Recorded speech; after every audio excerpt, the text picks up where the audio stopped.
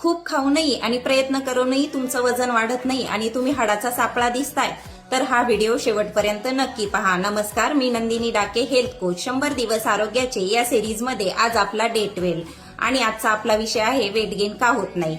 Weight gain न होण्याच्या कारणांपैकी सर्वात महत्वाचं कारण म्हणजे मेटाबॉलिझम बिघडणं. जेव्हा मेटाबॉलिझम कमजोर असतं तेव्हा अन्नाचं पचन नीट होत नाही, ऍसिडिटी होते, गॅस पकडतात. आणि जेव्हा मेटाबॉलिझम फास्ट असतं तेव्हा आपलं शरीर कॅलरी वेगाने बर्न करतं. अशा वेळी आपल्याला वजन वाढवायला चान्सच मिळत नाही. दुसरं कारण म्हणजे हायपरथायरॉइडिझम. जेव्हा आपल्या थायरॉइडच्या हार्मोनमध्ये वाढ होते तेव्हा आपलं वजन झपाट्यानं कमी होतं. आणि तिसरी गोष्ट म्हणजे चुकीचा आहार, असंतुलित आहार. जेव्हा आपल्या जेवणाच्या चुकीच्या सवयी, चुकीच्या वेळा, जंक फूड, फास्ट फूड, चहा पिणं या गोष्टीमुळे, तसेच झोपेच्या समस्या, मानसिक ताणतणाव यामुळे सुद्धा आपल्या वजनवाढीवर परिणाम होतो. मग यावर उपाय काय? तर खूप जण सांगतात की गोड खा, भरपूर खा, केळी खा, बटाटे खा.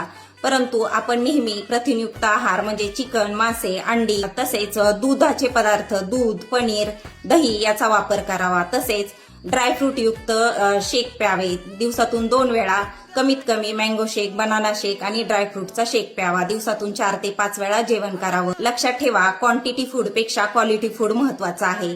तुमच्याही नातेवाईकात आणि मित्रपरिवारात जर कोणाचं वजन कमी असेल तर हा व्हिडिओ त्यांना नक्की शेअर करा आणि वेट गेनच्या प्लॅनसाठी मला DM करा. नेक्स्ट व्हिडिओसाठी नक्की फॉलो करा. लक्षात ठेवा, योग्य पद्धत वापरली तर तुमचं वजन नक्की वाढेल.